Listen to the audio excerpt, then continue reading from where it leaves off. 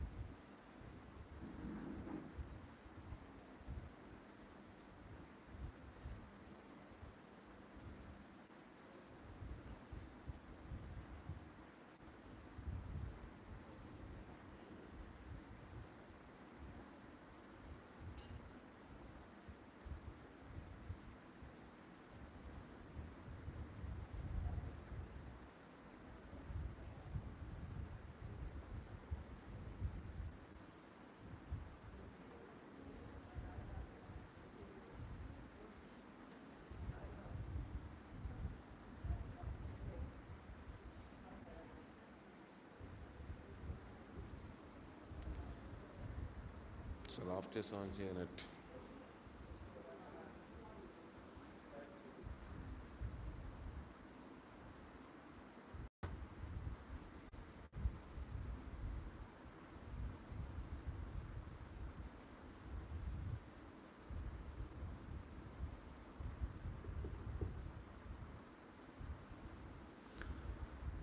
మూడు 306 పాట జయ జయంబులు పాట.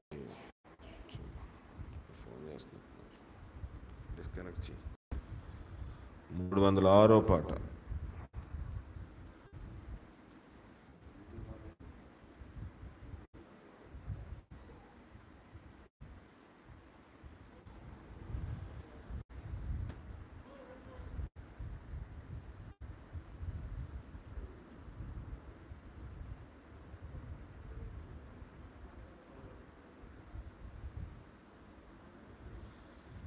మూడు 306.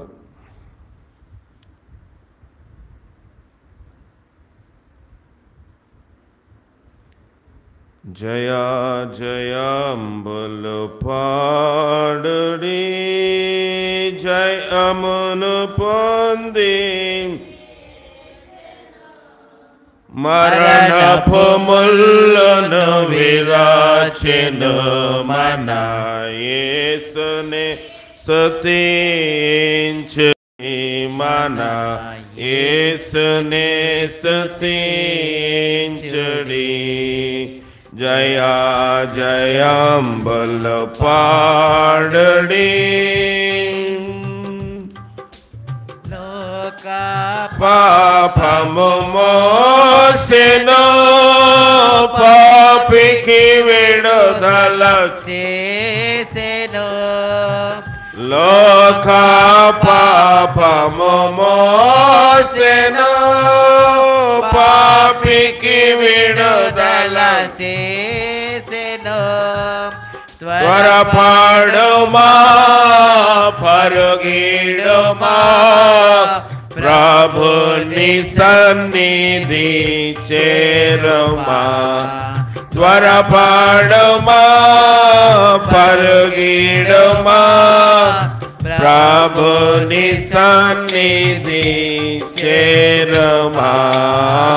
జయ జయ పాడుడి. జయమును పొంది లేచెను మరణపు ముళ్ళను విరాచెను. మన యేసునే స్తుతించుడి. మన యేసునే స్తుతించుడి. జయా జయాంబులు పాడుడి.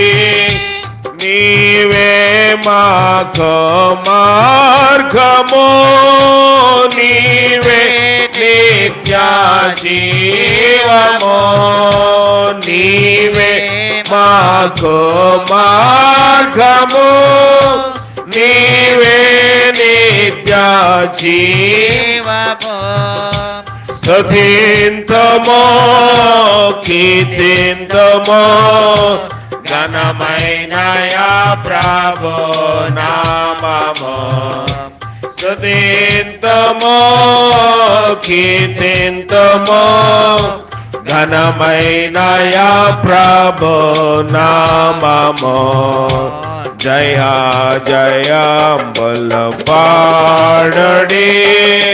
జయమును పొంది లేచెను మరణపు ముళ్ళను విరాచెను. మన యేసునే స్తుతించుడి. మన యేసునే స్తుతించుడి. జయా జయాంబులు పాడుడి. తండ్రి కుమార శుద్ధాత్ముడు ఆత్మను కుమారించెను. తండ్రి కుమార శుద్ధాత్ముడు ఆత్మను కుమారించెను. నడిపించుమా నీ సేవలో అక్షయ కిరీట ముందుమా. నడిపించుమా నీ సేవలో అక్షయ కిరీట ముందుమా. జయా జయాంబులు పాడుడి. జయమును పొంది లేచెను మరణపు ముళ్ళను విరాచెను. మన యేసునే స్తుతించుడి. మన యేసునే స్తుతించుడి. జయా జయాంబులు పాడుడి. ప్రార్థన చేసుకుందాం. మహోన్నతుడా నీ పాద కొందనాలు, నీ సహాయం మాకు దయచేయండి. జయమును పొంది లేచావు, మరణపు ముళ్ళును విరిచిన వాడా నీ కొందనాలు. నా దోషం నా పాపం ఎక్కడ, నా పిత్రత ఎక్కడ, ఈ కూటమి మీద కానీ ఎవరి మీద ఏలుబడి చేయనివ్వద్దు. నీ సహాయం చేత మమ్మల్ని నింపి బలపరచుము. నేను వట్టి వాడిని ప్రభా, నన్ను ఒక్కసారి జ్ఞాపకం చేసుకును.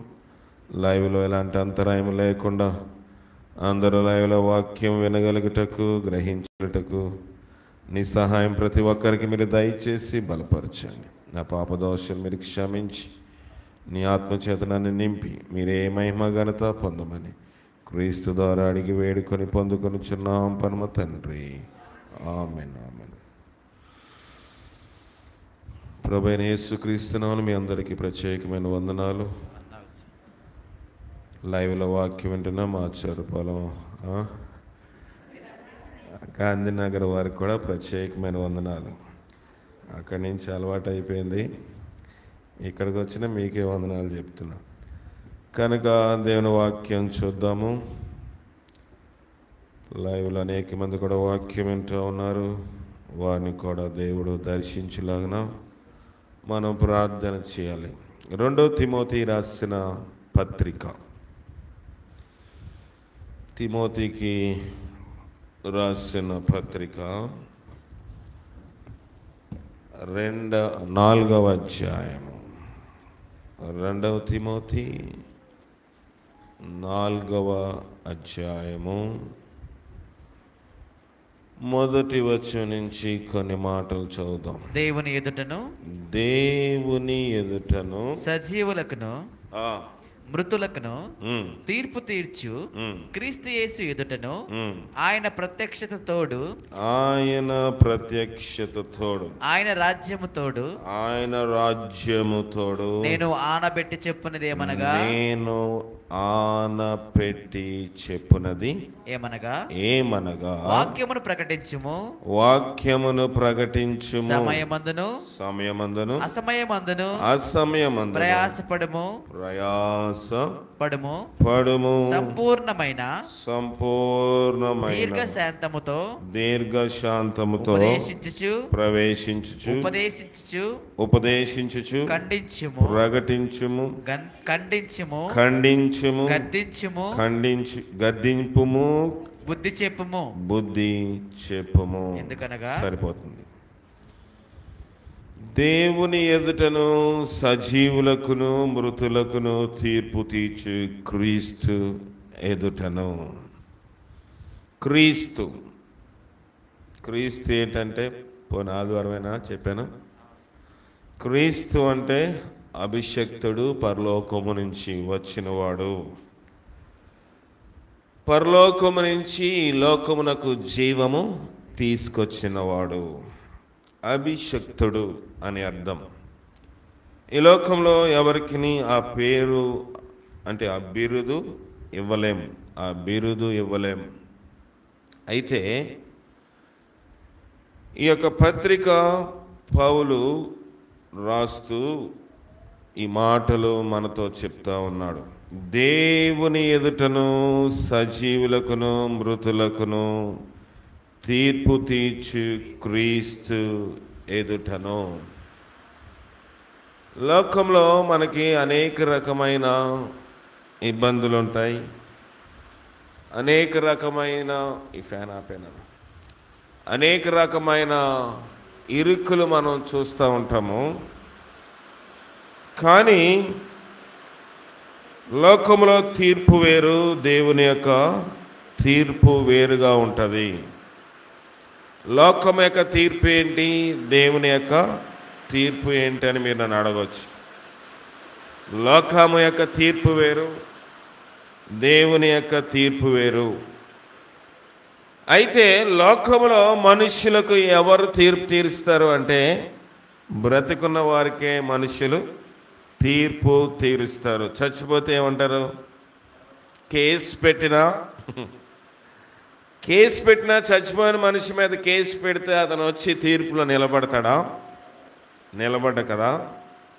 కానీ క్రీస్తు అంట బ్రతికిన వారికిని మృతులకును చచ్చిన వారికిని తీర్పు తీర్చువాడు. బ్రతికిన వారికిని చచ్చిన వారికిని తీర్పు తీర్చువాడు. ఈ మాటలో పౌలు యొక్క ఉద్దేశము మనం గమనిస్తూ ఉన్నాం. పౌలు యొక్క అంతరార్థం మనం గమనిస్తూ ఉన్నాము. 2వ వచనము, వాక్యము ప్రకటించుము సమయమందు అసమయమందు ప్రయాసపడము. సరిపోతుందండి. వాక్యము ప్రకటన చేయాలంట ఏ టైంలో ప్రయాసపడాలంట? సమయమందు అసమయమందు మనం ప్రయాసపడాలి. సమయమందు అసమయమందు మనం ప్రయాసపడాలి. అనుకూలమైన సమయంలో మనం ప్రయాసపడతాం. వర్షం లేకపోతే ప్రార్థనకు రావడము, పర్లేదులే ప్రార్థనకి వెళ్దాం. కొన్నిసార్లు వర్షము మనం ప్రార్థనకి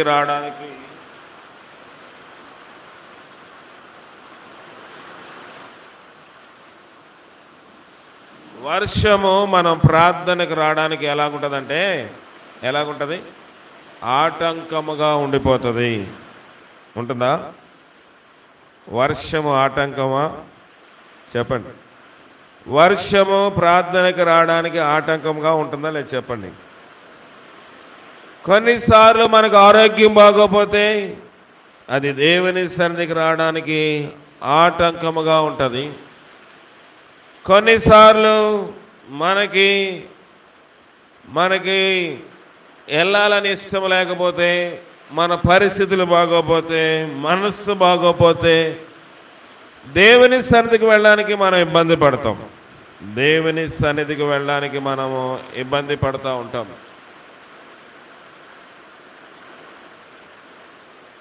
అయితే పౌలు ఏమంటున్నాడంటే, సమయమందు అసమయమందు ప్రయాసపడము.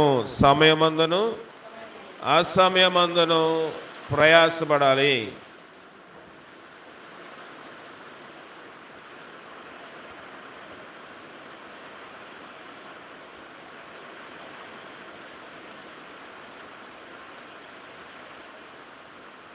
మూడవ వచనం చదువుదాం.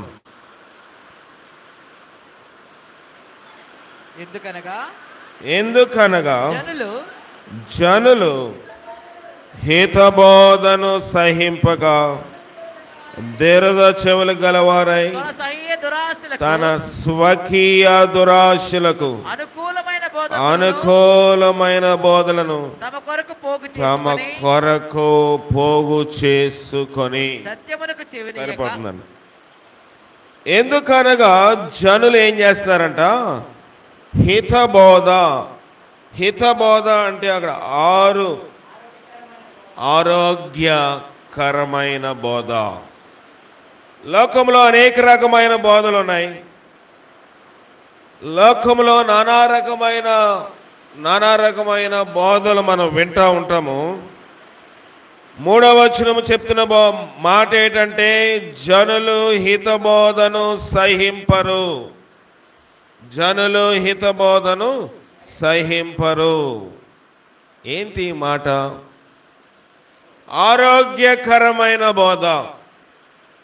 ఆరోగ్యకరమైన బోధ అంటే, బోధలో ఆరోగ్యం ఏంటంటే డాక్టర్ దగ్గరికి వెళ్తే ఆరోగ్యం ఉంటుంది కానీ అని మనం అనుకోవచ్చు. కానీ మనకి కొన్నిసార్లు అన్ని పర్యాయములు అలాగే అన్నిసార్లు అలాగే జరుగుతుందని చెప్పను. కానీ కొన్నిసార్లు మన నడతను బట్టి, దేవుని వాక్యమునకు మనం లోబడని దానిని బట్టి కొన్నిసార్లు మనం ఆరోగ్యము కోల్పోయే అవకాశము ఉంటుంది. ఆరోగ్యకరమైన బోధ మనుషులు చూడండి, ఈ దినాల్లో మనుషులు బోధన పక్కన పెడితే డాక్టర్లు ఏం చెప్తారంటే, అయ్యా మీరు ఎక్కువ మాంసం తినకూడదండి అని చెప్తారు. ఎందుకంటే మాంసం ఎక్కువ తింటే కొవ్వు పడుతుంది, గుండె వ్యాధులు వస్తాయి, తర్వాత కొలెస్ట్రాల్ అంటే చెడ్డ కొవ్వు పదార్థాలు ఒంట్లోని తయారవుతాయి. దానివల్ల స్థూలకాయము అంటే బరువెక్తాము. మనం ఒళ్ళు బరువెక్తే కాళ్ళు నొప్పులు ఇవన్నీ మనకి ప్రారంభమవుతాయి. కనుక డాక్టర్లు అది చెప్పినప్పుడు సరే అనిపిస్తుంది. కొంచెం ఒళ్ళెప్పు తగ్గింది అనుకోండి, మళ్ళీ తినడము ప్రారంభిస్తాం. జలుబు చేసింది అనుకోండి, గొంతుకు పట్టేసి ఒక 6 రోజులు అని మాట్లాడామనుకోండి, అప్పుడు కూల్ డ్రింక్స్ తాగం కదా. చల్లని మీ భాషలో జిల్ అనేది తాగం. జిల్ అనేది తాగం అంటే కూల్ డ్రింక్స్, చల్లని శీతలి పానీయాలు తాగము. ఎందుకంటే అది ఆరోగ్యకరమైనది కాదు కనుక. ఇంకా కళ్ళు కనబడలేదు అనుకోండి, డాక్టర్లు చెప్తారు సెల్ ఫోన్ ఎక్కువ వాడడం తగ్గించండి, లేకపోతే దీనివల్ల మీకు ప్రమాదం ఉంటుంది. ఇటీవల వైద్యులు చేసిన సర్వేలో వచ్చిన గణాంకాల ప్రకారము డాక్టర్లు ఏం చెప్పారంటే అనేక మందికి బిడ్డలు కలగపోవడానికి కారణం ఏంటంటే బాల్యకాలం నుంచే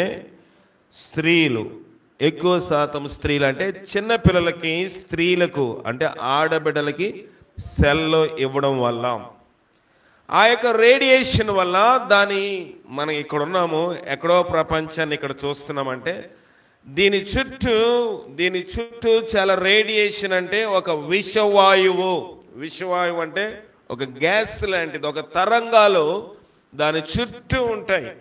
మీరు ఎప్పుడైనా సెల్ ఫోన్ తల దగ్గర ఎట్టు పడుకుంటే తెల్లారికి తలపోటు వస్తుంది. ఆ రీతిగా ఇటీవల డాక్టర్లు చెప్తున్న మాట ఏంటంటే సెల్ ఫోన్ ఆడమ్మాయిలు, మగవాళ్ళ సంగతి ప్రక్కన పెడితే ఆడమ్మాయిలు ఎక్కువ వాడడం వల్ల గర్భాశయము అంటే గర్భసంచికి దాని యొక్క పరిణామము, దాని ఎఫెక్ట్ ఉండడం వల్ల స్త్రీలు అనేక మంది యవనస్తులు బిడ్డలను కనడానికి శక్తి లేక, కొంతమంది గర్భధారణ దాల్చడానికి ఇబ్బందికరమైన పరిస్థితులు, కొంతమందికి అవకాశమే లేని పరిస్థితులు డాక్టర్లు చెప్తున్నది. కానీ సెల్ వాడడం మానేస్తున్నారా? పిల్లలు ఏడిస్తే సెల్ ఇస్తారా? చెప్పండి. సరే, ఆ సెల్ ఇచ్చేసి వాళ్ళ పని వాళ్ళు చూసుకుంటారులే, మనం జోలికి రారే, పప్పులు అడగరు, తినడానికి తినుబండారు అడగరు, పేచీ బెట్టరు అని మనం అనుకుంటాం.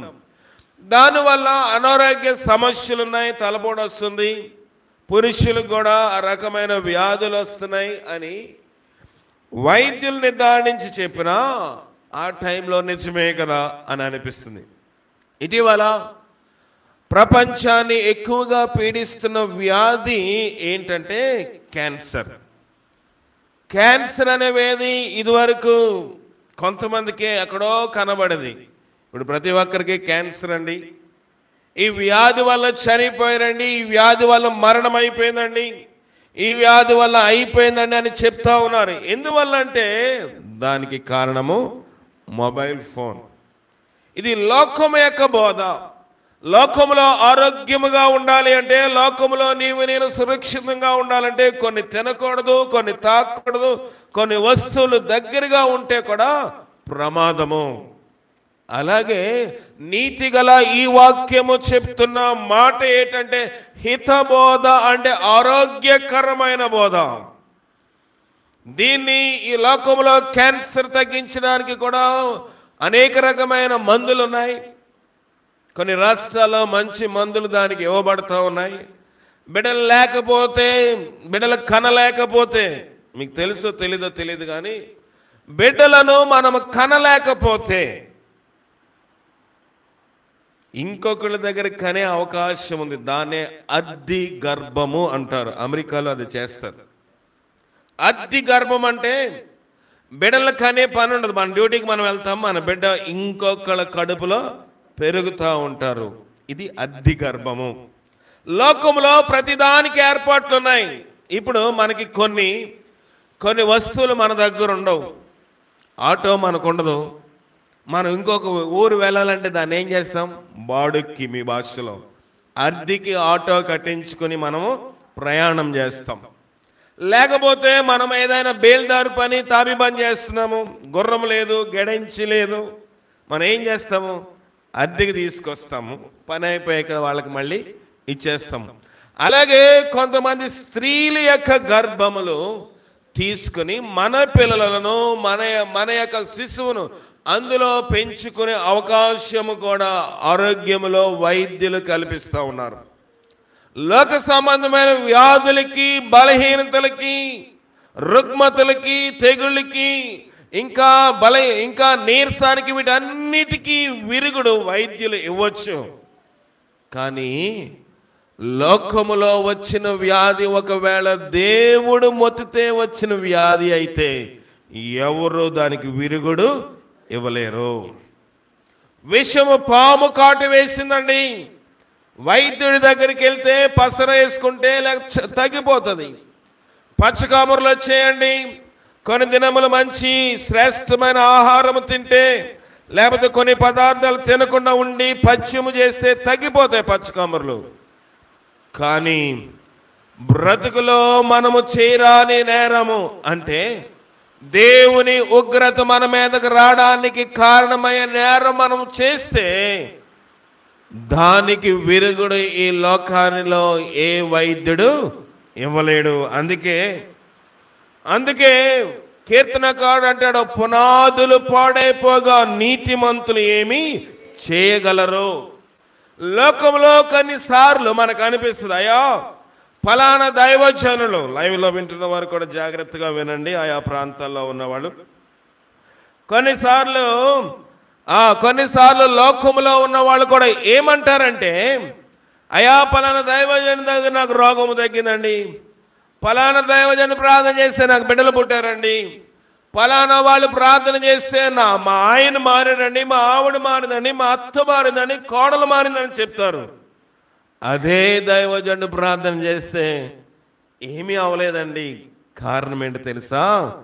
పునాది ఏమైపోయింది? పాడైపోయింది. హితబోధకి చెవులు లేవు. ఏ బోధకంట? 2వ వచనం చదువుదాం చూడండి. వాక్యము ప్రకటించుము, సమయమందును అసమయమందును ప్రయాసపడుము, ఉపదేశించుచు ఖండించుము, గద్దింపుము, బుద్ధి చెప్పుము. ఎందుకనగా జనులకు హితబోధను సహింపగా దురద చెవులు గలవారై స్వకీయ దురాశలకు అనుకూలమైన బోధను తమ కొరకు పోగు చేసుకుంటారంట. బోధన ఏం చేస్తారంట? ఎలా చేస్తాం? పోగు ఎలా చేస్తామండి? తుక్కైతే పోగు చేయొచ్చు, అవునా? బియ్యము చెల్లా చెదర్లు అయిపోతే దాన్ని పోగు చేయవచ్చు. మరి బోధన ఎలా పోగు చేస్తాము? బోధ అక్కడ ఇక్కడ ఉంటుందా? ఉంటుంది. యూట్యూబ్లో బోధ ఉంటుంది, ఇన్స్టాగ్రామ్లో బోధ ఉంటుంది, ఫేస్బుక్లో బోధ ఉంటుంది, టీవీలో బోధ ఉంటుంది. విన్నప్పుడు ఈ బోధ నాకు సరిపోతులే, మా పాస్టర్ గారు అలాగే చెప్పారు కానీ ఈ పాస్టర్ గారు బాగా చెప్పాడు, నాకు నచ్చాడు ఈ పాస్టర్ గారు. ఏ చెవులంట? దురద చెవులు. వాక్యము మనం పాటించలేనప్పుడు నీ బ్రతుకి నా బ్రతుకి అనుకూలమైన బోధ ఎక్కడ ఉందని ఏం చేస్తారంట? పోగు చేస్తారు. ఎక్కడ ఉంది ఇలాంటి బోధ? అయ్యో మా పాస్టర్ గారు విగ్రహారాధన తినకూడదు అంటాడు, కానీ దొంగ పాస్టర్లు ఉంటారే, తినేస్తారు, తినిపిస్తారు, పెళ్ళిలో ముందు వరుసలో కూర్చుంటారు. అలాంటి వాళ్ళు పరలోకం వెళ్ళరు, వెళ్ళేవాడిని ఆప్ చేస్తారని బైబిల్ ఉంది, అవునా? వెళ్ళరు, వెళ్ళేవాడిని ఆప్ చేస్తారు. అందుకే ప్రభు అయిన యేసుక్రీస్తు ఒక డౌట్ వచ్చింది ఆయనకి. ఏంటి అంటే, ఆయనకున్న డౌట్ ఏంటంటే, నేను భూమి మీదకి 2వసారి వస్తాను, వచ్చినప్పుడు భూమి మీద విశ్వాసులను కనుగొంటానా? ఉంటారంటావా? విశ్వాసులకు పేరు కాదండి, బొట్టు పెట్టుకోకుండా దేవుని మందిరానికి వచ్చినంత రానే నీవు నేను క్రైస్తవులు అయిపోతామా? బైబిల్ చంకలో పెట్టుకుంటే క్రైస్తవులు అయిపోతామా? హితబోధన ఏం చేశారంట? సహింపలేదు. వాక్యము చెప్పినప్పుడు బాధ వస్తుంది, వాక్యం చెప్పినప్పుడు నన్ను గురించే చెప్పినని బాధ వస్తుంది. కానీ బాధ వచ్చినా బాధ రాకపోయినా వాక్యము ఉన్నట్లు బోధించవలసిందే. వాక్యము ఉన్నట్లు బోధించవలసిన బాధ్యత ఎంతైనా ఉంది. ప్రియమైన దేవుని సంగమా, ఇది ఇప్పుడు సంఘాల్లో ఉన్న దుష్ట సాంగత్యం కాదు. ఆ దినాల్లో తిమోతికి ఈ 2వ పత్రిక రాస్తున్నప్పుడే పౌలు రాస్తా ఉన్నాడు. ఆ దినాల్లో కూడా పౌలు బాధ నచ్చలేదంట. నచ్చిందా వాళ్ళకి? నచ్చలేదు. పౌలు రాడని వాళ్ళు ఉప్పొంగు ఈ వారం అయ్యగారు రారనుకునేవాడు అంట. ఎవరు? ఆ సంఘాల కొరింథీ సంఘం. నేను రానని చాలా మంది ఉప్పొంగబడుతున్నారు. నేను ఇంక రాను, ఈ వారం రాడు, అయ్యగారు రాడు అన్నట్లుగా వాళ్ళు ఉప్పొంగబడేవారంట. నేను వస్తాను, త్వరగా మీ వద్దకు వస్తానని పౌలు తన లేఖలో రాస్తా ఉంటాడు. కనుక హితబోధను ఏం చేశారంట? సహించలేదు. ఏ చెవులంట? దురద చెవులు. దురద చెవులు. దురద చెవులు అంటే మనకి మన వాక్యం ఎక్కదు. ఎవరెవరో వాక్యం కొంతమంది స్టేటస్ పెడతారు, కానీ నీ దైవజనుడు వాక్యం ఎప్పుడైనా స్టేటస్ పెట్టగలిగావా? నా గురించి మాత్రమే మాట్లాడదు, వాక్యంలో ఎంతో మంది లైవ్ వింటున్నారు. నీ దైవజనుడు వాక్యం నీతో మాట్లాడట్లేదా? లేకపోతే నీ దైవజనుడు వాక్యం నీ సరితూగట్లేదా? ఎక్కడో లోకంలో ఎక్కడెక్కడో పాస్టర్లు తీసుకొచ్చి దాన్ని తగిలించి స్టేటస్ పెడతారు. వందనాలు చెప్తే కనీసం వందనాలు చెప్పాలని కొంచెం మర్యాద కూడా ఇక్కడ కానీ గాంధారంలో కానీ చాలా మందికి లేదు. కానీ స్టేటస్ మాత్రం పెడతారు. దానికి వస్తుంది చదువు నేర్చుకోవడం. అయ్యా, ఒకరికి ఒకరు చెప్పుకోవడం, ఒక్కరికే వందనం చెప్పన్నాడు దేవుడు. ఒకరికి ఒకరు నేను వందనం చెప్పినాడు, మీరు చెప్పలేదంటే దాన్ని దేవుడు క్షమించడం. చాలా బాధతో మాట్లాడుతున్నాను ఈ విషయం. మీకు పొగరు అనుకుంటారు కొంతమంది. మీరు పర్వాలేదులే, దైవజనుడు సిగ్గు లేకుండా పెడతాళ్లే, చూసి ఊరుకుందామని మీరు అనుకుంటే దేవుడు దాని విషయంలో క్షమించడు. వందనం పెట్టడం చేత కదా సంఘ బిడ్డలకి. దేవుని సేవకుడు ఒక మెసేజ్ పెడితే దానికి అందరికీ ప్రభు అయిన యేసుక్రీస్తు నామమున వందనములు అని చెప్పడానికి కూడా చేతి రావట్లేదంటే దాని విషయంలో నేను దేవుని దగ్గర అనేక పర్యాములు ఏడుస్తున్నా. ప్రభా, వీళ్ళకి వందనము చెప్తే దైవజనుడు చెప్పిన వందనానికి కూడా తిరిగి రిప్లై ఇచ్చే అంత తీరిక లేదంటారా? నిత్యం ఆన్లైన్లో ఉంటారు, నిత్యం స్టేటస్లు పెడతారు, ఫోటోలు 100 ఫోటోలు స్టేటస్లు పెడతారు. ఎవరికో కాకి నక్క కూడా పుట్టినరోజు అయితే స్టేటస్లు పెడతారు. దానికి మాత్రం చేతులు వస్తాయి. ఒక దైవజనుడు వందనాలు చెప్తే స్టేటస్ పెట్టలేని పరిస్థితి. ఇది కూడా నేను లైవ్లో చెప్పవలసిన పరిస్థితి. మీకు ఎన్నిసార్లు చెప్పాలి? వందనాలు చెప్పండి, వందనాలు చెప్పుకోండి. నేనెందుకు నాకు పని లేక చెప్తున్నాను మీకు వందనాలు? ప్రతిసారి వాక్యం చెప్పదు, 2 చేతులు చూడండి. మీకు వందనాలు ఎందుకు చెప్తాను? అది వాక్యానుసారము. ఇక్కడ ఎవరు? మరియమ్మ. మనం చూసినట్లయితే మా వందన వచనం విన్నప్పుడు మరియమ్మ ఎవరికి? ఎలిజబెత్కి వందన వచనం చెప్పినప్పుడు గర్భములో శిశువులు ఏం చేసిందంట? గంతులు వేసింది. నీ జీవితంలో కార్యం జరగట్లేదంటే, నీ భర్త మారలేదంటే, నీ భార్య మారలేదంటే, నీ బిడ్డలు ఇంకా నీ మాట వింటలేదంటే, లేకపోతే నీవు యొక్క తల్లిదండ్రుల్లో నీవు ఇబ్బంది పడతావంటే ఇంకా వందనము చెప్పే సాంప్రదాయం నీకు లేదు. దురద చెవులు గలవారు లోకంలో ఎక్కడో తీసుకొచ్చి ఎవరో చెప్పిన బోధ స్టేటస్ పెట్టుకుంటావు. నీ దైవజనుడు నీతో మాట్లాడుతున్న మాట ఎప్పుడైనా స్టేటస్ పెట్టగలిగావా? దేవుడు నా రక్తము మీ సంఘంలో మొరబెడుతుంది. చాలా వేదన చెప్పి నా రక్తం మొరబెడుతుంది. రూపాయి కూడా నేను ఆశించకుండా నాకు వచ్చింది ఏదున్నా సరే సంఘం యొక్క ప్రయోజనం కోసం ప్రయాసపడుతున్నాను. నన్ను మీరు నిర్లక్ష్యం చేస్తే మీరు దేవుని నిర్లక్ష్యం చేసినట్లే ఈ వేదిక మీద నిలబడి మీరు దేవుని ఎదుట ఆన పెట్టి చెప్తున్నాను. తిమోతిగా పత్రిక రాస్తూ పౌలు చెప్పిన మాట, నేను ఆ దేవుని యందు సజీవులకు మృతులకు తీర్పు తీర్చు క్రీస్తు యేసు ఎదుటను ఆయన ప్రత్యక్షతోను ఆయన రాజ్యముతోడు నేను ఆన పెట్టి చెప్తున్నాను. ఇది కూడా నేను లైవ్లో మాట్లాడాలంటే నేను ఏం చేశాను ప్రభా? 3 సంవత్సరాల బోధ, 3 సంవత్సరాల బోధ నేను ఏం చేశాను? కనీసం దైవజనుడు పెట్టి నాకు వందనాలకి కూడా వందనము రిప్లై ఇవ్వలేని సంఘస్థులా నేను తయారు చేసింది. నాకు పని లేక ప్రభు అయిన యేసుక్రీస్తు మీ అందరికంటున్నా ఒకరికి అని చెప్తున్నానా? అందరికన్నప్పుడు అందరూ వందనాలు పెట్టి గ్రూప్లో ఉన్నప్పుడు అందరికీ ఆ మాత్రం చదువు లేని వారు ఉన్నట్టే పర్లేదు. చదువున్నవారు కూడా మూర్ఖత్వము. అది ఒక దైవజనుని దుఃఖ పెడితే దాని యొక్క పర్యవసనం చాలా విపరీతంగా ఉంటుంది. లోకంలో అందరు దైవజనులు ఎలాగున్నా నాకు అనవసరం. వాళ్ళకి భారం లేదు, వాళ్ళ యొక్క ప్రత్యక్షత వేరు, వాళ్ళ యొక్క సేవ విధానం వేరు, నా సేవ విధానం వేరు. అందరితో పాటు నన్ను అదే గుంపులో కడితే దానికి మీరు పర్యవసనం చెల్లించాలి. రాత్రి పగలు తేడా లేకుండా అంత దూరం ప్రయాసపడేసి ఒక మెసేజ్కి వందనాలు పెట్టలేరు. ఎవడో పుడతాడు, ఎవడో సత్తాడు, వాయి మాత్రం 10 పెడతారు.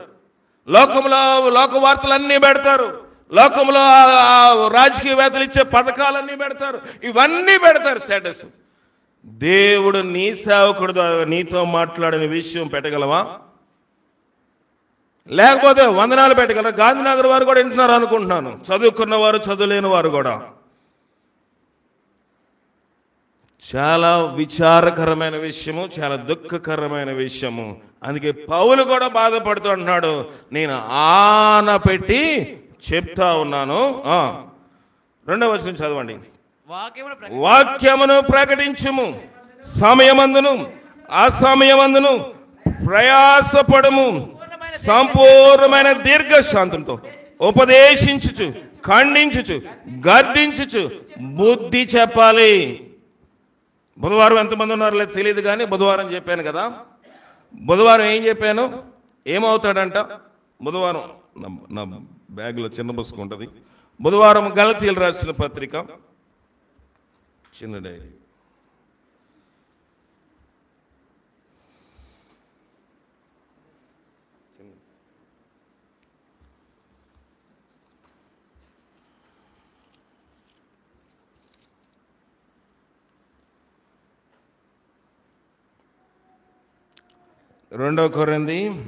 హెబ్రీలు 12:7-8 వచనాలు. హెబ్రీలు 12:7-8 వచనాలు. శిక్షా ఫలము పొందుటకై ఏంటంట? మీరు సహించుచున్నారు, దేవుడు కుమారుడుగా మిమ్మల్ని చూచుచున్నాడు. తండ్రి శిక్షింపని కుమారుడెవడు? కుమారులైన వారందరూ శిక్షకు ఏమవుతున్నారట? శిక్షలో పాలు పొందుచున్నారు. శిక్షలో పాలు పొందని ఎడల దుర్బీజులే గాని కుమారులు కారు. శిక్షలో తండ్రి శిక్షించకపోతే ఆ కుమారుడు, ఆ సంఘము, ఆ కుమార్తె ఏమవుతుందంట? దుర్బీజులు. దుష్ట బీజం వాళ్ళలోనికి వస్తుంది. దుర్బీజులే గాని ఏంటంట? కుమారులు కారు. దేవుని కుమారులుగా, దేవుని కుమార్తెలుగా నీవు నేను ఉండాలి అంటే తండ్రి ఏం చేయాలంట? శిక్షించాలి. శిక్షించకపోతే దుర్బీజమే, దురద చెవులే. లోకంలో ఆ ప్రసంగాలు, ఈ ప్రసంగాలని మా అయ్యగారు చెప్తాడులే, ఆయన బోధ అయిందే, మన ప్రవక్తనే. అందుకే నేను చెప్తా ఉన్నాను, క్రమేపీ మన సంఘములోని దేవుని కార్యములు జరగడము తగ్గిపోయాయి. తగ్గలేదా? ప్రారంభ దినాల్లో ఉన్న ఆసక్తి లేదు. ఎవరు నచ్చిన టైం వాళ్ళు వస్తారు. బుధవారం అని ఉండదు, శనివారం అని ఉండదు, ఆదివారం అని ఉండదు, శుక్రవారం అని ఉండదు. నచ్చితే రావడం, లేకపోతే ఇంట్లోని పడుకోవడము, లేకపోతే ఊర్లో వెళ్ళిపోవడము. నేను వెళ్ళానా? నాకు లేరా? నాకు బంధువులు, రక్త సంబంధం లేరా? నాకు ఎవరు లేరా? నాకు పనులు లేవా? ఇవన్నీ మానుకుని దేవుని పరిచర్య చేస్తాను. నాకు సెలవు దినాలు ఉండవా? మీకు సెలవు కావాలంటే, మీ పనిలో మీరు ఉపశమనం కావాలంటే మీరు సెలవు పెట్టుకుంటారు. కానీ ఎమర్జెన్సీ అయితే, ఇబ్బంది అయితే వెళ్ళొచ్చు, దాంట్లో పెద్ద ఏం తప్పు లేదు. కానీ మాడికి దేవుని సన్నిధికి కనబడకుండా ఉండడము, ప్రతి బుధవారము 31 డిసెంబర్ నెల 31 వచ్చే వరకు ప్రతి బుధవారం ఏంటని చెప్పాను? ఉపవాస ప్రార్థన. నా కోసం నేను ఉపవాస ప్రార్థన అని చెప్పానా? సంఘంలోని ఈ 2 నెలలు మనం ఉపవాసం చేద్దాము. మరణ దూతలు ఉన్నాయి, సమాధి పెట్లు దర్శనాలకు వస్తున్నాయి, ఎవరు చనిపోతారో తెలియదని భయం చేత నేనేమో ఉపవాస ప్రార్థనలు పెడితే మీకు ఉపవాస ప్రార్థన అవసరం లేదు. అందరూ భక్తులు అయిపోయాం కదా, అందరూ పరలోకం నుంచి ఊడిపడిపోయాం కదా, ప్రార్థన అవసరం లేదు. సంపాదించడానికి ఉద్యోగం కావాలి, వ్యాపారం కావాలి, వ్యవసాయం కావాలి, అన్నీ కావాలి, విద్య కూడా కావాలి. దేవుని హితబోధ అవసరం లేదు. క్రమేపీ దేవుని కార్యములు తగ్గిపోయాయి. దేవుని వాక్యం మీద ఆసక్తి తగ్గిపోతా ఉంది. ఏదైనా గద్దిస్తే బాధ, చెప్పకపోతే బాధ, చెప్తే బాధ, చెప్పకపోయినా బాధే. ఇక్కడ వాక్యము చెప్తా ఉంది. పౌలు వేదన పడతా ఉన్నాడు. హితబోధన మీరు లక్ష్యము చేయట్లేదంట, స్వకీయ దురాశలకు అనుకూలమైన బోధనను తమ కొరకు పోగు చేసుకుని. స్వకీయ దురాశలు, సొంత దురాశ. నాకు మీరు ఏం చేస్తారో తెలియదని కొంతమంది అనుకుంటారు. లేకపోతే ఏమైనా తెలిసి మాట్లాడితే పలానా వాళ్ళు చెప్పేది అనుకుంటారు. తండ్రి శిక్షించని కుమారుడు ఏమవుతాడంట? దుర్బీజులవుతారు. అయ్యా ఏంటండి ఇంత కోపంగా మాట్లాడుతున్నాడు, ఈయన కోపం ఎక్కువని మీరు అనుకుంటారు. ప్రభుకు కూడా కోపం వచ్చింది. దేవాలయంలో ఆయన యెరూషలేము మట్లాదివారం దినమందు శుక్రవారం ఇంకొక 4-5 రోజులు కానీ చనిపోతాడు అనగా ఆయన యెరూషలేముకి దేని మీద వచ్చాడు? గాడి మీద వచ్చినప్పుడు యెరూషలేము తట్టు చూసి ఏమన్నాడంటే, అయ్యో మీరందరూ ఏం చేస్తున్నారు? ఇక్కడ వ్యాపారము చేస్తా ఉన్నారు. దేవుని మందిరంలో వ్యాపారం చేస్తా ఉన్నారు. నాదని చాటబడిన ఈ మందిరం మీ దృష్టికి దొంగల గుహ అయినదా అని చెప్పి వాళ్ళకి ఒక మోకు తీసుకున్నాడు. ఆయన ఒక గడ్ ల్యాండ్ తీసుకుని ఒక వైర్ ల్యాండ్ తయారు చేసి వాళ్ళందరిని ఏం చేశాడు? తరిమేశాడు, కొట్టి తరిమేశాడు. యేసు ప్రభు శాంతి స్వరూపే, యేసు ప్రభు జాలి గలవాడే, యేసు ప్రభు ప్రేమ గలవాడే, యేసు ప్రభు నీతి స్వరూపమైన వాడే. కానీ దుర్జనులైతే దేవుని సన్నిధితో ఆటలాడుకుంటే, దేవుని వాక్యం నిర్లక్ష్యం చేస్తే ఆయన కొట్టి ఏం చేస్తాడు? తరిమేస్తాడు. కనుక 4వ వచనం చదవండి. 3వ వచనం. 4 సత్యమునకు చెవినీయక కల్పనా కథల వైపు ఏంటంట? కల్పనా కథలకు తిరుగు కాలము వచ్చును. అయితే మీరు అన్ని విషయంలో మితముగా ఉండము, శ్రమపడము, సువార్తికి పని చేయము, నీ పరిచర్య సంపూర్ణముగా ఏంటంట? సంపూర్ణంగా జరిగించాలి పరిచర్య. సగం పరిచర్య కాదు. మన పరిచర్య సగం పరిచర్య కాదు. ఎందుకంటే ఏమైపోయారంట? సత్యమునకు చెవి ఎగ్గగా కల్పనా కథలు చెప్తే వాక్యం వింటారు కొంతమంది. ఒక బోధకుడు నాకు తెలుసు, పెద్ద బోధకుడే. ప్రతి ప్రసంగంలో 3-4 పెట్ట కథలు ఉంటాయి. జరిగిన కథలు ఏమి ఉండవు. జనాలు లక్షల కొద్ది వెళ్తారు. దేవుడేమన్నాడు?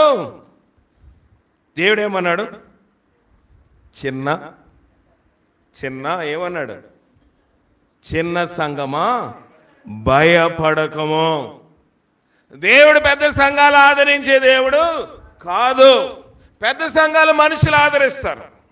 పెద్ద సంఘం పాస్టర్లు జనాలు కానుకలు అవి బాగా ఇస్తారు. కానీ దేవుడు అన్నాడు, చిన్న సంఘమా నీవు భయపడకు. అయా పలానా సంఘంలో 1000 మంది వెళ్తారండి, నాకు వెంట్రుకతో సమానం. 1000 మందిని పరలోకం తీసుకెళ్ళకపోతే ఆ 1000 మంది తిన్న కానుకలు ఆ పాస్టర్ బొజ్జ పెంచి హార్ట్ అటాక్ వచ్చి చస్తే వాడు నరకానికి పోతాడు. పాస్టర్ కూడా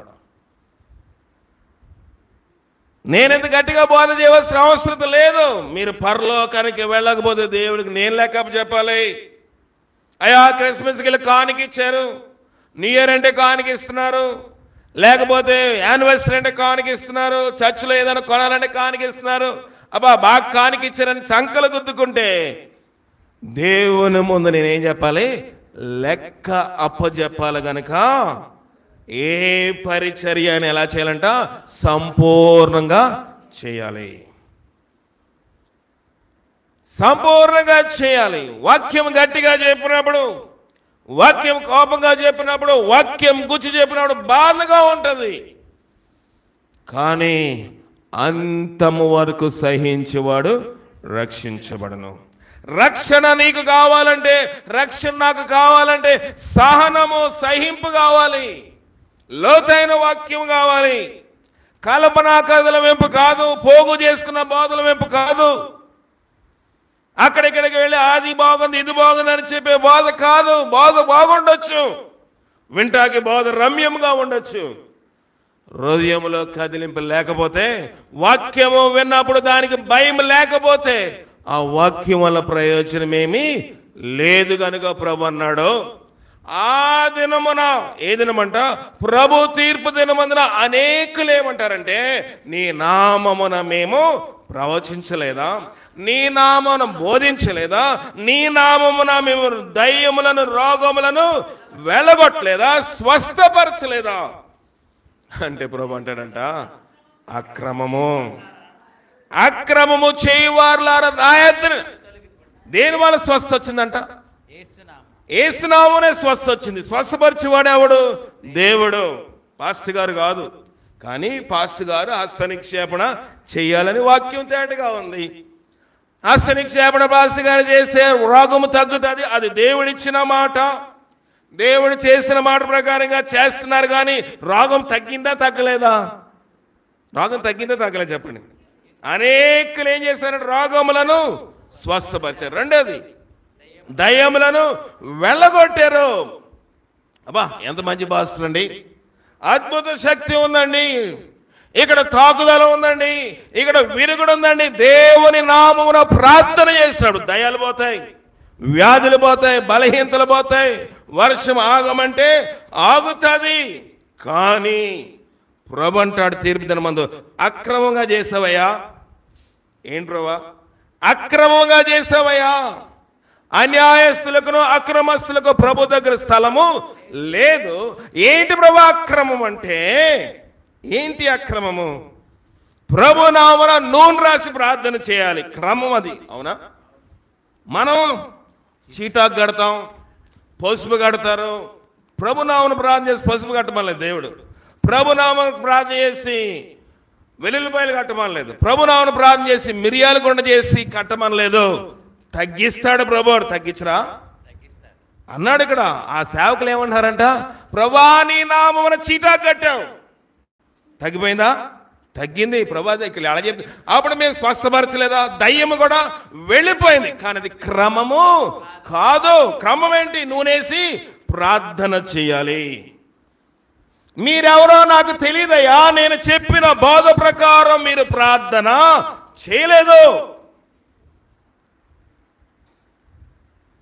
ఎంత రహస్యముగా ఎలాగుండగలుగుతున్నానంటే, వాక్యం ఉన్నదన్నట్టు బోధించగలడానికి నేను ప్రయాసపడుతున్నాను. కనుక నా సొంత బాధ చెప్పి, ఏదో బాగా చెప్పి మిమ్మల్ని మెప్పించి నవ్వించి కవ్వించి బాధ చేస్తే ఈ చర్చ్ నిండడానికి ఇన్ని సంవత్సరాలు పడుతుందా? నేను ప్రయాసపడుతూ, నేను బాధపడుతూ, మిమ్మల్ని బాధ పెడుతూ ఎందుకు వాక్యము చెప్తూ ఉన్నానంటే, ఏ రీతి చేతనైనా మిమ్మల్ని అందరినీ ఆయన సింహాసనం ఎదుట నిలబెట్టాలి. నిలబెట్టాలా వద్దా? నిలబెట్టే బోధకుడు ఏం చేస్తాడు? నిలబెట్టే బ్రతికించాలని అనుకునే ఒక డాక్టర్ ఏం చేస్తాడు? ఇంజక్షన్ చేస్తాడు, కోస్తాడు, మొత్తిస్తాడు, ప్రాణాపాయ స్థితి లేక అనిపిస్తుంది. ఎక్కడ పడితే అక్కడ గాయాలు చేస్తారు. పాస్టర్ గారికి ఆపరేషన్ చేసినప్పుడు ముందు ఇక్కడ ఏం చేస్తారు? ఈ చెయ్యి అంతా క్లీన్ చేస్తారు. చాలా ఇబ్బందికరమైన పరిస్థితి. ఇది అయిపోయిన రెండు సార్లు అది శుభ్రం చేసిన తర్వాత ఒక బాగా లాగే మిషన్ పెట్టారు. దాని రక్తము దాంట్లో కుళ్ళంతా లాగేసిన మిషన్. భయంకరమైన నొప్పి. ఇదేం డాక్టర్ అనిపిస్తుంది. శుభ్రం అయిపోయిన తర్వాత గాయం శుభ్రం అయిపోయింది. 3 రోజులకి ఏం చేశారంటే మళ్ళీ ఇక్కడ కోసారు. ఇక్కడ కండ తీసుకొచ్చి ఇక్కడ గాయము, ఇక్కడ గాయం, మళ్ళీ ఈ కండ నింపడానికి ఇక్కడ ఒక గాయము. ఒళ్ళెండగా గాయములు ఎందుకు పెట్టారంటే, ఏ రీతి చేతి అయినా ఆ చెయ్యని ఏం చేయాలి? బ్రతికించాలి, కాపాడాలి, స్పర్శలోకి తీసుకుని రావాలి. ఆపరేషన్ చేయడానికి ఖర్చు అవుతుంది. ఆపరేషన్ చేసిన బాధ వస్తుంది, రక్తము ఖర్చు అయిపోతూ ఉంటుంది. 9 మంది రక్తం ఎక్కించవలసి వచ్చినప్పటికీ, కొంత డబ్బు ఖర్చు అయినప్పటికీ, ఏ రీతి చేతైనా ఆ చెయ్య ఉండాలి అన్నప్పుడు అన్ని బాధలు భరించాలి, అన్ని ఇబ్బందులు పడాలి. ఆ రీతిగానే నీవు నేను పరలోకం వెళ్ళాలంటే హితబోధకు మనం ఏం చేయాలి? చెవు పెట్టాలి. కానీ లోకంలో నడుస్తుందిలే, ఎలాగైనా నడుస్తుందిలే, వాళ్ళకి రావట్లేదా వీళ్ళకి రావట్లేదని వాళ్ళే లేక చూస్తే ప్రభు అంటారు వాళ్ళందరూ అక్రమము. ఆ భాగం తీసి చదవండి. అక్రమము చేయవర్లరా,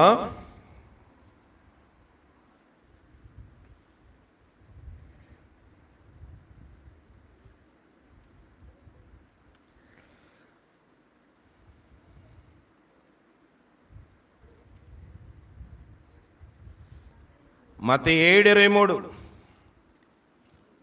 మత్తయి 7:22 నుంచి చదవండి, 21 నుంచి కూడా చదువుదాం.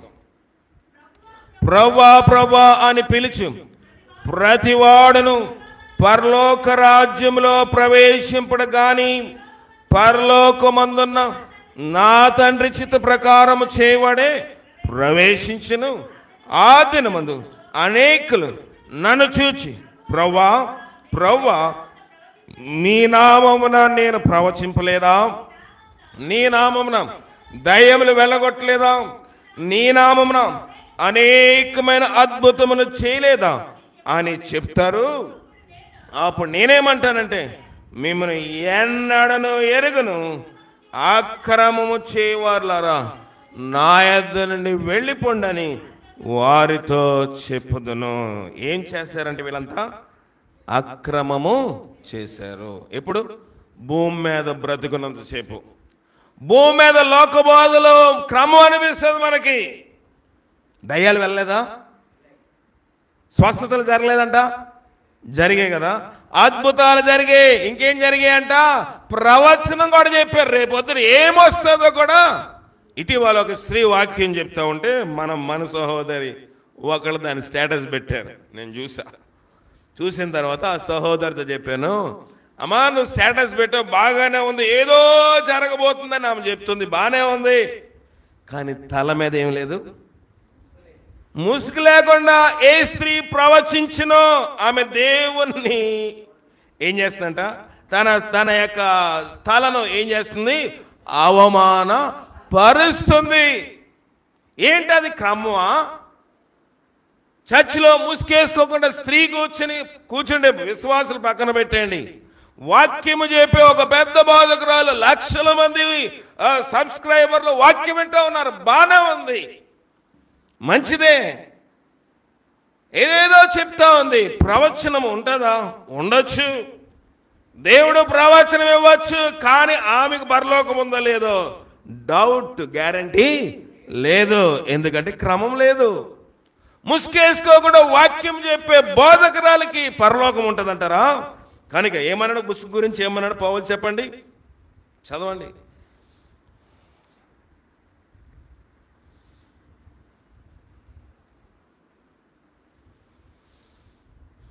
చదువుతారా? 2 కొరింథీ 1 కొరింథీ 11వ అధ్యాయము చదువు.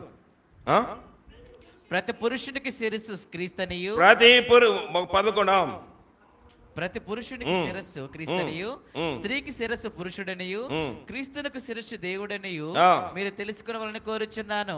ఏ పురుషుడు తల మీద ముసుగు వేసుకుని ప్రార్థన చేయను లేక ప్రవచించును, ఆ పురుషుడు తన తలను అవమానపరచును. ఏ స్త్రీ తల మీద ముసుగు వేసుకొనక, ఏ స్త్రీ తల మీద ముసుగు వేసుకొనక ప్రార్థన చేయను లేక ప్రవచించును, ఆ స్త్రీ తన తలను అవమానపరచును. అది క్షారము చేయబడినట్లుగానే ఉండును. ప్రభు దృష్టిలో గుండు కొట్టినట్టు కనబడుతుందంట. ముసుగు వేసుకోక పోతే క్షారము గుండు గీయించినట్లుగా ఉండును అని బైబిల్ చెప్తుంది. ఏ స్త్రీ తల మీద ముసుగు వేసుకొనక ప్రార్థన చేయను, రెండోది ప్రవచించును, మంచి బోధకురాలుగా ఉండొచ్చు, ప్రవచనం చెప్పే స్త్రీగా ఉండొచ్చు, నాకేదో కనబడుతుందని చెప్పొచ్చు. అది క్రమము కాదు, అక్రమము చేయువారులా నా యొద్ద నుండి పొండి. నా బోధ కరెక్ట్ అని ఎప్పుడు చెప్పను, నా దగ్గరికే రండి అని నేను చెప్పను. ఏది నీచములో, ఏది ఘనములో, ఏవి ఖ్యాతి గలవో మీకు వివేచించే జ్ఞానము దేవుడు ఇచ్చడలేదా? నా బోధ సరి లేకపోతే నా దగ్గర కూడా రావాల్సిన అవసరత లేదు. మీ ఆత్మ చాలా ప్రాముఖ్యమైనది. మీ కానుక కాదు ప్రాముఖ్యమైనది, మీ దశంభాగాలు కాదు ప్రాముఖ్యమైనది, మీ అర్పణ కాదు. అన్నిటికంటే నీ యొక్క ఆత్మ దేవునికి ఎంతో ప్రాముఖ్యమైనది, అవసరమైనది. లోకములో ఇవన్నీ లోక సంబంధమైన ఆశీర్వాదం కోసం దశంభాగం, కానుకలు, ప్రభు పరిచర్య అంత లోక ఆశీర్వాదము. కానీ పరలోక ఆశీర్వాదము, పరలోకములో చేరాలంటే నీ ఆత్మ ఎంతో ప్రాముఖ్యమైంది, ఆత్మ ప్రాముఖ్యమైంది. అందుకే భూమి మీద 100 మంది ఉన్నారంట. ఎంతమంది? 100 మంది ఉన్నారంట. 99 మంది మారు మనసు పొందారంట. పొందారా? పొందారు. ఒక్కరికి మారు మనసు లేదు. ఈ ఒక్కడు పాపి భూమి మీద పశ్చాత్తాపడతా ఉంటే పరలోకములోని ఏంటంట? సంతోషము. పరలోకములో డబల్ సంతోషం ఉంటుంది. ఒక పాపి భూమి మీద పశ్చాత్తాపడుతుంటే పరిచర్య ఎలా పడితే అలా చేయడానికి వీల్లేదు. పరిచర్య నాకు నచ్చినట్టు నేను, నీకు నచ్చినట్టు నీకు, ఎవరు నచ్చినట్టు వాళ్ళు చేయడానికి లేదు. పరిచర్య అనేది ఒక క్రమము. పరిచర్య అంటే తాపలేని దీని గురించి కాదు. సువార్త, దేవుని సంఘము నడపము ఒక క్రమం అండి. లోకములోనే అనేక రకమైన చర్చిలు పుట్టుకొక్కలాగా ఉన్నాయి. పర్లేదు, దేవుడు తన సువార్తను ప్రకటన చేస్తా ఉన్నాడు. విని విశ్వసించి రక్షించబడివాడు నిత్య జీవనకు వారసుడు అవుతాడు కదా. లోకములో మరి ఎన్ని చర్చిలు ఉన్నాయండి?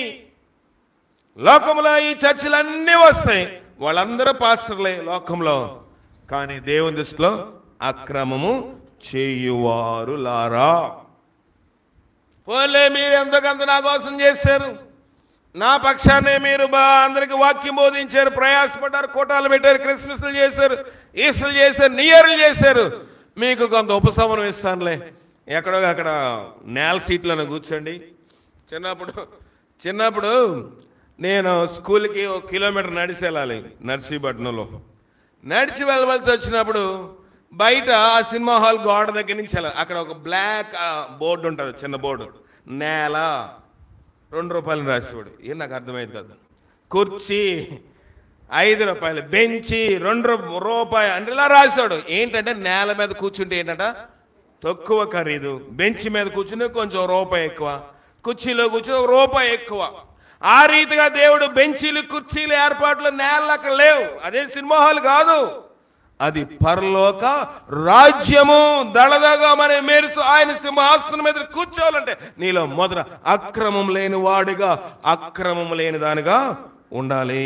దురద చెవులు గలవారమై మనము ఉండడానికి వీల్లేదు. ఈ రాత్రికాల సమయంలో వాక్యము నేను బాధించవచ్చు, వాక్యము కూర్చున్నట్లుగా ఉండొచ్చు. ఏంటంటే వందనం చెప్పబోతే ఎంత బాధ అయ్యగారికి అన్నట్లుగా ఉండొచ్చు. వందనం చెప్పబోతే నాకు బాధ కాదు. దానివల్ల గర్భములో శిశువులు గంతులు వేసిందంటే పుట్టకుండానే నడక వచ్చినందు అనే ఒక ప్రవచనాత్మకమైన ఒక అద్భుతము. ఏ బిడ్డ అయినా పుట్టిన వెంటనే గంతులు వేస్తాడా? పుట్టిన బిడ్డవాడు గంతులు వేయాలంటే కనీసము ఒక 3 సంవత్సరాలు పూర్తిగా వస్తే పుట్టిన బిడ్డ ఏం చేస్తుంది? గంతులు వేస్తుంది. కానీ ఇంకా 9 మాసాలు రాకముందే ఎలిజబెత్ అమ్మ గర్భములో ఉన్న శిశువు గంతులు వేస్తుందంటే 3 సంవత్సరాలకి జరగబోయే ఆశీర్వాదము 3 సంవత్సరాలకు ముందే వచ్చింది అని అర్థము. ఒక వందనము చెప్పకపోతే నీ ఆశీర్వాదం వెనక్కి వెళ్ళిపోతుంది. ఒక వందనం వచ్చినాము మనం ఒకరికి ఒకరు వందనము చెప్పాలి. అయ్యా పలానా ఆయన రిప్లై ఇస్తారండి, ఆయనకి ఏం పని ఉందని ఇస్తారండి, పలానా ఆమె ఇస్తారండి, ఆమెకి ఏం పని ఉందండి, పాస్టర్ గారు ఏదంటే అదండి, అయ్యగారు ఏదంటే అదండి, బాబు ఏదంటే అదండి, సార్ ఏదంటే అదండి. నా కోసం కాదు. కొంతమంది వందనాలు చెప్పకపోతే నేనే చెప్తాను. కొంతమంది వందనం చెప్పకపోతే నేనే వందనాలమ్మా అని పలకరిస్తాను. ఎందుకంటే దానివల్ల మన ఆశీర్వాదం వెనక్కి వెళ్ళడానికి వీలు లేదు. నీకు ఆశీర్వాదము 3 సంవత్సరాల బిడ్డ గంతులు వేయవలసిన బిడ్డ గర్భములో శిశువు గంతులు వేశాడంటే ఒక వందనం వచనం ద్వారా ఆశీర్వాదం నీకు త్వరగా వచ్చే అవకాశం ఉందని బైబిల్ తేటగా చెప్తా ఉంది. ఒక సంబంధమైన ఆశీర్వాదమే మనం పొందలేకపోతే ఇహ సంబంధమైన ఆశీర్వాదాల కోసం ఇంకా ప్రార్థన చేస్తే ఇంకా ఆర్థిక సమస్యలు, భర్త మారాలి, భార్య మారాలి, బిడ్డలు మారాలి, ఈ ప్రార్థనలోనే ఉన్నాము. పరలోకం చేరే ప్రార్థన ఎప్పుడు చేస్తాం? ప్రభా నేను నాకు లేకపోయినా పర్లేదు, నాకు ఇది లేకపోయినా పర్లేదు, నాకు అనారోగ్యం ఉన్నా పర్లేదు, నాకు వ్యాధి ఉన్నా పర్లేదు, బలహీనత ఉన్నా పర్లేదు, నిద్ర ఉన్నా పర్లేదు, సమయమందు అసమయమందు నీకోసం ప్రయాసపడతాను ప్రభా. నేను పరలోకం వెళ్తాను ప్రభా, నాతో పాటు అనేక మంది పరలోకము తీసుకెళ్తాను ప్రభా. ప్రియమైన దేవుని సంగమా, నువ్వే సంఘంలో ఉన్నావు నాకు తెలియదు. లైవ్లో వాక్యం ఉన్నా మీరు ఏ సంఘంలో ఏ కాపరి దగ్గర వాక్యం వింటున్నారో తెలియదు, కానీ మీరు వందనము చెప్పే క్రమమైన కనీసం నేర్చుకున్నారా? కొంత వందనం చెప్పడం, వందనాలని చెప్పడానికి ఏమైంది? హ్యాపీ మ్యారేజ్ డే అండి, హ్యాపీ బర్త్డే అండి, హ్యాపీ చిల్డ్రన్స్ డే అండి. నీ బిడ్డలు రక్షించబడినప్పుడు నువ్వు చిల్డ్రన్స్ డే చెప్పాలి. అందరు ఫోటోలు పెట్టేసుకొని చిల్డ్రన్స్ డేయా? ఎవడో నెహ్రూ అన్నవాడు పుట్టినరోజు నీకు నాకు చిల్డ్రన్స్ డే అవుతుందా? చెప్పండి. ఏదో స్కూల్లో పిల్లల్ని సరదా పరచడానికి 6 రోజుల్లో నెహ్రూ గారు వాళ్ళందరికీ చాక్లెట్లు బిస్కెట్లు ఇచ్చేవాడు కనుక ఆయన పుట్టినరోజున ఏం చేశారు? మన దేశంలోని నవంబర్ 14 ఏంటంట చిన్నపిల్లల మహోత్సవం, దినోత్సవం అన్నారు. మంచిదే, స్కూల్లో నాటకం, అది ఆత్మీయులకి అదే నాటకం. ప్రార్థనకు వచ్చే వారికి చిల్డ్రన్స్ డే. నీ బిడ్డలు మారు మనసు పొందినప్పుడు, నీ బిడ్డలు రక్షించబడినప్పుడు, నేడే రక్షణ దినం, ఇదే మిక్కిలి అనుకూలమైన సమయం అని చెప్పిన అప్పుడు చెప్పు చిల్డ్రన్స్ డే అని. దేవుడు స్తుతిస్తాడు. ఎవడో పుట్టినరోజు బళ్ళో చేసే చిల్డ్రన్స్ డే నీకు చర్చిలో ఏం సంబంధం? దానికి ప్రసంగాలు చెప్పే బోధకులు కూడా లేక పోలేదు, కొక్కోలములుగా ఉన్నారు, దురద చెవులు కలవారు. ఆ పాస్టర్ గారు చెప్పారండి చిల్డ్రన్స్ డే కోసం. మా పాస్టర్ గారు అలాంటి ఇంకా అన్నిటిని కూడా శంకించుకుంటాడండి. ప్రియమైన దేవుని సంగమా, ఈ మాటలు రోషం పుట్టించాలని, ఈ మాటలు గాయపరచాలని కాదు, ఈ మాటలు సిగ్గుపరచాలని కాదు, ఈ మాటలు వేదన గురించేయాలని కాదు. దేవుని వాక్య ప్రకారం సరైతే నీ ఇంట్లో ఏదో ఒక సమస్య ఉంది, నీ ఇంట్లో చెప్పుకోలేని బాధ ఉంది, నీ ఇంట్లో నువ్వు పడుతున్న వేదన కనీసం చాటును కూడా దైవజనుడికి చెప్తే ఏమనుకుంటాడో అని నువ్వు బాధపడుతున్నావు. దానికి కారణము ఇంకా అక్రమంగానే ఉన్నావేమో, ఇంకా దేవుని సన్నిధికి అలక్ష్యంగానే ఉన్నావేమో, ఇంకా దేవుని వాక్య ప్రకారం నడుచుకోలేకపోతున్నామేమో, ఒకరికి ఒకరు వందనము చెప్పుకోలేని పరిస్థితిలో కూడా ఉన్నామేమో. అట్టి ఆత్మ మనలోంచి నశించును గాక. ప్రార్థన చేసుకుందాం. జీవం గల దేవా, నీ ఘనమైన పాదాల కొందనాలు. ఈ రాత్రికాల సమయంలో నీ సహాయం మాకు దయచేయండి. నీ బలం చేత మమ్మల్ని నింపండి ప్రభా. నా మాటలు లైవ్లో విన్న గాంధీనగర్ వారు కానీ, ఇక్కడ కూర్చున్న వారు కానీ, ఇంకా అనేక సంఘాల వాక్యమునే వారికి కూడా బాధ కలిగించే విధంగా ఉండవచ్చు. కానీ మిమ్మల్ని సిగ్గుపరచాలని కాదు, మిమ్మల్ని బాధ పెట్టాలని కాదు, మిమ్మల్ని అవమానపరచాలని కాదని భక్తులు చెప్పిన రీతిగా ఏ విధము చేతనైనా నన్ను మిమ్మల్ని దేవుని ఎదురు నిలబెట్టాలనే ఒక దృక్పథంతో ముందుకు వెళ్తూ ఉన్నాము. నీ సహాయం చేత నన్ను మమ్మల్ని నింపండి, మమ్మల్ని భద్రపరచండి. నీ కార్యం నా పట్ల మా పట్ల మీరు జరిగించండి. నేను అయోగ్యుడైన ప్రభా, క్రమస్థులను ప్రభా, లోకము యొక్క తంతు ప్రకారం నేను మేము నడవనివ్వద్దు. ఆత్మ సంబంధంగా నేను మేము ముందుకు సాగిపోయే భాగ్యం మాకు దయచేయండి. 18వ తారీఖు అలాగే 20వ తారీఖు జరిగే క్రిస్మస్లో కొన్ని ఆత్మ నుంచి బలపరచు. నీ శక్తి చేత నన్ను మమ్మల్ని నింపండి, మమ్మల్ని యథార్థవంతులుగా చేయండి, మమ్మల్ని నమ్మకస్తులుగా చేయండి, ప్రార్థనాపరులుగా చేయండి. ప్రార్థనాత్మ చేత మమ్మల్ని దర్శించి మీరే మహిమ ఘనత పొందమని మా ప్రభువును రక్షకుడైన క్రీస్తుని అడిగి వేడుకొని పొందుకొనుచున్నాం పరమ తండ్రి. ఆమేన్. మన పరమ తండ్రి అయిన దేవుని యొక్క ప్రేమ, కుమారుడైన యేసుక్రీస్తు వారి కృప, పరిశుద్ధాత్మిక అన్ని సహవాసం ఇప్పుడు ఎల్లప్పుడు సదా మనకి తోడై నడిపించి కాపాడును గాక. ఆమేన్. అందరికీ వందనాలు.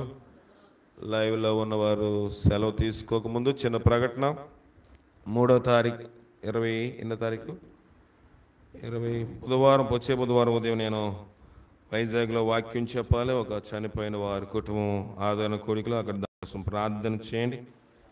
26 తారీఖు దానికోసం ప్రార్థన చేయండి. ఎల్లుండు మన సహోదరు జాన్మాక్, సహోదరు ప్రిస్కిల గృహం దగ్గర స్తుతి కొడుకు ఏర్పాటు చేస్తున్నారు. దానికోసం ప్రార్థన చేయండి. రేపు ఆరాధన కోసం మీరు సకాలానికి సిద్ధపడి రావాలని ప్రభుపేట మనవి చేస్తా ఉన్నాను. గాంధార్ వారు క్విజ్కి ప్రిపేర్ అవ్వండి. ఆ గ్రూప్స్ వారు డిస్కస్ చేసుకుని ముందుకు వెళ్ళండి. సెలవు తీసుకుందాం. లైవ్లో ఉన్నవారు మా చెరపాలెం వాళ్ళు లైవ్ కట్ చేశారా?